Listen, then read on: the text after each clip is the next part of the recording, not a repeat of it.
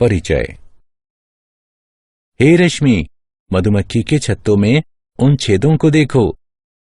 हाँ, मधुमक्खियाँ कितने सुंदर छत्ते बनाती हैं। क्या तुमने उन छत्तों पर ध्यान दिया है? वे एक प्रतिरूप में हैं। हाँ, वे एक प्रतिरूप में हैं। प्रकृति में हम बहुत सी चीजों में प्रतिरूप प्राप्त कर सकते हैं। चीजें जैसे? जैसे पाइन कोन। वाह, मैंने पहले कभी इस प्रतिरूप पर ध्यान नहीं दिया था। हमारे गणित के अध्यापक ने हमें इनमें से एक प्रतिरूप के बारे में पढ़ाया था, जो उत्तरोत्तर पद अपने से पहले के पदों में एक निश्चित संख्या जोड़ने से प्राप्त होते हैं। ये मजेदार है। मैं भी ऐसे प्रतिरूपों के बारे में जानना चाहती हूँ। ठीक है, तो आओ मैं तुम्हें इसके बारे में विस्तार से बताता हूँ। उद्देश्य। इस पाठ के अंत में आप निम्न करने में सक्षम हो जाएंगे: समांतर श्रेणी की व्याख्या करना, पदों और सार्वअंतर को परिभाषित करना, समांतर श्रेणी का व्यापक रूप लिखना, समांतर श्रेणी का nवां पद ज्ञात करना, दी गई समांतर श्रेणी के प्रथम n पदों का योग ज्ञात करना, समांतर श्रेणी से संबंधित उदाहरणों को हल करना। परिभाषा। प्रकृति में बहुत सी वस्तुएं एक प्रतिरूप का अनुसरण करती हैं, जैसे सूरजमुखी के फूल की पंखुड़ियां, कैक्टस पर पाए जाने वाले प्रतिरूप इत्यादि। समांतर श्रेणी इस प्रकार के प्रतिरूपों का अध्ययन है। समांतर श्रेणी को समांतर श्रृंखला भी कहा जा सकता है। समांतर श्रेणी के बारे में बात करने से पहले आइए जान लें कि श्रृंखला क्या होती है। श्रृंखला उन संख्याओं का समूह होती है जो एक निश्चित प्रारूप का अनुसरण करते हैं। हम श्रृंखला की प्रत्येक संख्या को पद कहते हैं। श्रृंखला के इन उदाहरणों को देखिए। यह पहला पद है, यह दूसरा पद है, यह तीसरा पद है और इसी तरह आगे भी। एक समांतर श्रेणी संख्याओं की एक ऐसी सूची है जिसमें प्रत्येक पद अपने पहले पद के अतिरिक्त अपने पद में एक निश्चित संख्या जोड़ने पर प्राप्त होता है। यह निश्चित संख्या AP का सार्वअंतर कहलाती है। इस श्रृंखला को देखिए। हम देख सकते हैं कि यहाँ सार्वअंतर 3 है।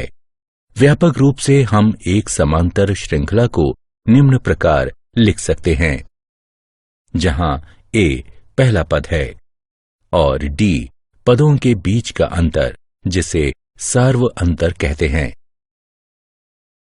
इस उदाहरण को देखो।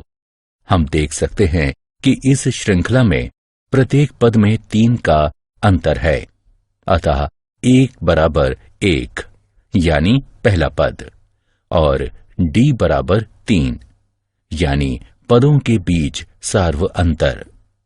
A और D के प्रयोग से श्रृंखला का निर्माण करें। हम जानते हैं कि AP A जमा D, A जमा 2D, A जमा 3D आदि है। A और D का मान रखने पर हमें प्राप्त होता है 1 जमा 3, 1 जमा 2 गुणा 3, 1 जमा 3 गुणा 3 आदि, जिससे श्रृंखला 1, 4, 7, 10 आदि प्राप्त होती है। समांतर श्रेणियां 2 प्रकार की होती हैं: परिमित समांतर श्रेणियां और अपरिमित समांतर श्रेणियां। वह समांतर श्रेणी जिसमें पदों की संख्या परिमित होती है या जिसमें एक अंतिम पद होता है, उसे परिमित समांतर श्रेणी कहते हैं। और समांतर श्रेणी जिसमें पदों की संख्या अपरिमित होती है या जिसमें कोई अंतिम पद नहीं होता, उसे अपरिमित समांतर श्रेणी कहते हैं। यहाँ अपरिमित समांतर श्रेणियों के कुछ उदाहरण हैं। अब इस श्रृंखला को देखिए। क्या आप सार्वअंतर बता सकते हैं? हाँ, आप सही हैं। इसका सार्वअंतर ऋण 3 है। सामान्यतः एक AP, A1, A2 आदि के लिए हमारे पास एक D बराबर AK जमा 1 ऋण AK होता है, जहां AK जमा 1 और AK क्रमशः K जमा 1वां और Kवां पद होते हैं। उदाहरण, आइए कुछ उदाहरण हल करें। इस श्रृंखला को देखिए। हम ज्ञात करेंगे कि ये संख्याएं AP बनाती हैं या नहीं। यहाँ A1 ऋण 3 है, A2 ऋण 3 है, A3 ऋण 3 है, इत्यादि। आइए A2 ऋण A1 ज्ञात करें, जो कि 3 ऋण 3 के बराबर है, जो कि 3 जमा 3 बराबर 6 के है। साथ ही A3 ऋण A2 बराबर ऋण 3 बराबर ऋण 6 है। इसी तरह A2 ऋण A1 A3 ऋण A2 के बराबर नहीं है। दी गई श्रृंखला समांतर श्रेणी नहीं है।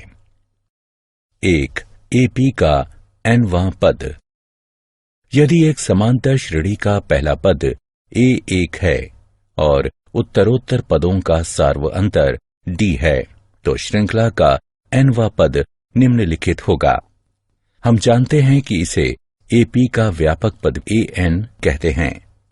यदि AP में M पद हैं, तो AM अंतिम पद को निरूपित करता है, जिसे कई बार L से भी निरूपित करते हैं। आइए अब nवां पद के सूत्र के प्रयोग से दी गई AP का 8वां पद ज्ञात करें। यहाँ A बराबर 2, T बराबर 7 घटा 2 बराबर 5 और N बराबर 8 है। हम जानते हैं कि AN बराबर A जमा N घटा 1 D, अतः A8 बराबर 2 जमा 8 ऋण 1 गुणा 5 बराबर 2 जमा 35 बराबर 37। अतः दी गई AP का 8वां पद 37 है। उदाहरण, वह AP ज्ञात कीजिए जिसका चौथा पद 6 और 7वां पद 9 है। हल, दिया गया है कि चौथा पद 6 और 7वां पद 9 है, अतः A4 बराबर A जमा 4 घटा 1 D। इसलिए जो A जमा 3D बराबर 6 के है, इसे 1 के रूप में अंकित कीजिए, और A7 बराबर A जमा 7 ऋण 1 D, जो कि A जमा 6D बराबर 9 के है, इसे 2 के रूप में अंकित कीजिए। अब रैखिक समीकरण युग्म 1 और 2 को हल करने पर हमें प्राप्त होता है A बराबर 3 और D बराबर 1। अतः वांछित AP 3, 4, 5, 6, 7 है। मूल्यांकन। आगे बढ़ने से पहले आइए जांचें कि आपने कितना सीखा है। सही विकल्प पर क्लिक कीजिए। AP के प्रथम n पदों का योग। हम जानते हैं कि AP का nवां पद AN बराबर A1 जमा N ऋण 1 D होता है। मान लीजिए कि AP के प्रथम n पदों का योग S है, अतः हमारे पास है S बराबर A जमा D जमा A जमा 2D जमा इत्यादि जमा A जमा N ऋण 1 D। इसे 1 के रूप में अंकित कीजिए। अब हम इन पदों को उल्टे क्रम में लिखेंगे, अतः हमें प्राप्त हुआ S बराबर A जमा N ऋण 1 D जमा A जमा N ऋण 2 D जमा इत्यादि जमा A जमा D जमा A। इसे 2 के रूप में अंकित कीजिए। अब एक और 2 का योग करने पर हमें निम्न प्राप्त होगा। ये AP के प्रथम n पदों का योग है। इसे हम निम्न रूप में भी लिख सकते हैं। हम जानते हैं कि A जमा n ऋण 1 D AN है, अतः S हो जाता है n बटे 2 गुणा A जमा AN। हम अंतिम पद AN को L के रूप में भी लिख सकते हैं, अतः S हो जाता है n बटे 2 गुणा A जमा L। हम इस परिणाम का प्रयोग उस समय कर सकते हैं जब AP का प्रथम और अंतिम पद ज्ञात हो और सार्व अंतर ज्ञात नहीं हो। उदाहरण AP बराबर 2, 4, 6 इत्यादि के प्रथम 40 पदों का योग ज्ञात कीजिए। हम देख सकते हैं कि दी गई श्रेणी AP है, जिसका प्रथम पद A बराबर 2 और सार्व अंतर D बराबर 2 है। हमें प्रथम 40 पदों का योग ज्ञात करना है, अतः n बराबर 40। हम जानते हैं कि S बराबर n बटे 2 2A जमा n ऋण 1 D, अतः S 40 बराबर 40 2 गुणा 2 जमा 40 ऋण 1 2 बटे 2, जो कि 20 4 जमा 78 बराबर 1640 के बराबर है। अतः AP के प्रथम 40 पदों का योग 1640 है। प्रथम 1000 धनात्मक पूर्णांकों का योग ज्ञात कीजिए। मान लीजिए कि S बराबर 1 जमा 2 जमा 3 जमा इत्यादि जमा 1000। AP के प्रथम n पदों के योग का सूत्र प्रयोग करने से हमें निम्न प्राप्त होगा और n का मान रखने पर निम्न। यह 500 गुणन 1001 के बराबर है, जो कि 500,500 होता है। अतः प्रथम 1000 धनात्मक पूर्णांकों का योग 500,500 है। प्रथम n धनात्मक पूर्णांकों का योग ज्ञात कीजिए। मान लीजिए कि Sn बराबर 1 जमा 2 जमा 3 जमा इत्यादि जमा n। हम देख सकते हैं कि A बराबर 1 और अंतिम पद Ln है, अतः सूत्र Sn बराबर n बटे 2 गुणा A जमा L का प्रयोग करते हुए हमें निम्न प्राप्त होगा। अतः प्रथम n धनात्मक पूर्णांकों का योग Sn बराबर n गुणा n जमा 1 बटे 2 होगा। उस AP के प्रथम 19 पदों का योग ज्ञात कीजिए जिसका nवां पद 2n जमा 1 है।